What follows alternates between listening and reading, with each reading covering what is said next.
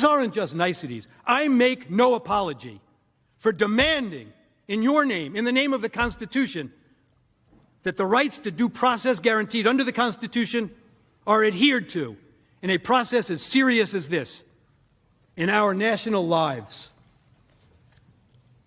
The denial of due process in this case, of course, starts with the House of Representatives. In this unprecedented snap impeachment process, the House of Representatives denied every attribute of fundamental constitutional due process that Americans correctly have come to believe is part of what makes this country so great. How and why did that happen? It is a function of the insatiable lust for impeachment in the House for the past 4 years. Consider this. I want to say this for Donald Trump, who I may well be voting to impeach. Donald Trump has already done a number of things which legitimately raise the question of impeachment. I don't respect this president, and I will fight every day until he is impeached. That is grounds to start impeachment proceedings. Those are grounds to start impeachment. Those are grounds to start impeachment proceedings. Yes, I think that's grounds to start impeachment proceedings. I rise today, Mr. Speaker, to call for the impeachment of the President of the United States of America. I continue to say, impeach him! Impeach 45! Impeach 45! So we're calling upon the House to begin impeachment hearings immediately.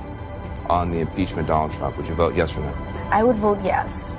I would vote to impeach. Because we're going to go in there, we're going to impeach the motherfucker. But the fact is, I introduced articles of impeachment in July of 2017. If we don't impeach this president, he will get reelected. My oath requires me to be for impeachment, have an impeachment hearing. He needs the scarlet eye on his chest. The representatives should begin impeachment proceedings against this president. It is time to bring impeachment charges against him. Bring impeachment charges. My personal view is that he richly deserves impeachment. I'm here at an impeachment rally, and we are ready to impeach the...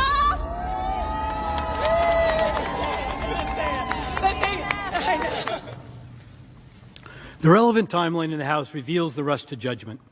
On the day following the January 6th riot, the House leadership cynically sensed a political opportunity to score points against the outgoing then-President Trump.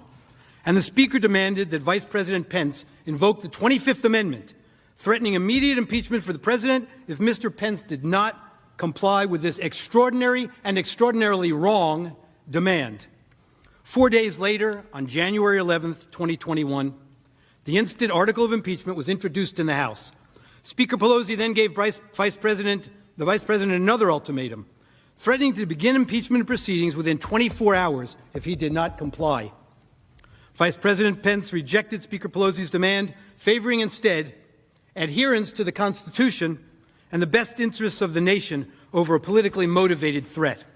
On January 12th, Speaker Pelosi announced who the 9 impeachment managers would be. And on January 13th, 2021, just days after holding a press conference to announce the launching of an inquiry, the House adopted the article of impeachment, completing the fastest impeachment inquiry in history and according President Trump no due process at all, over strong opposition based in large part on the complete lack of due process. To say there was a rush to judgment by the House would be a grave understatement. It is not as if the House members who voted to impeach were not mightily warned about the dangers to the institution of the presidency and about our system and to our system of due process. They were warned in the strongest of terms from within their own ranks, adamantly, clearly, and in no uncertain terms, not to take this dangerous snap impeachment course. Those warnings were framed in the context of the constitutional due process that was denied here. Consider the warnings given by one member during the House proceedings, pleading with the other members to accord this decision the due process the Constitution demands. This is Representative Cole of Oklahoma.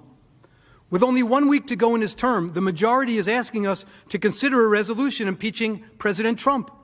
And they do so knowing full well that even if the House passes the resolution, the Senate will not be able to begin considering these charges until after President Trump's term ends.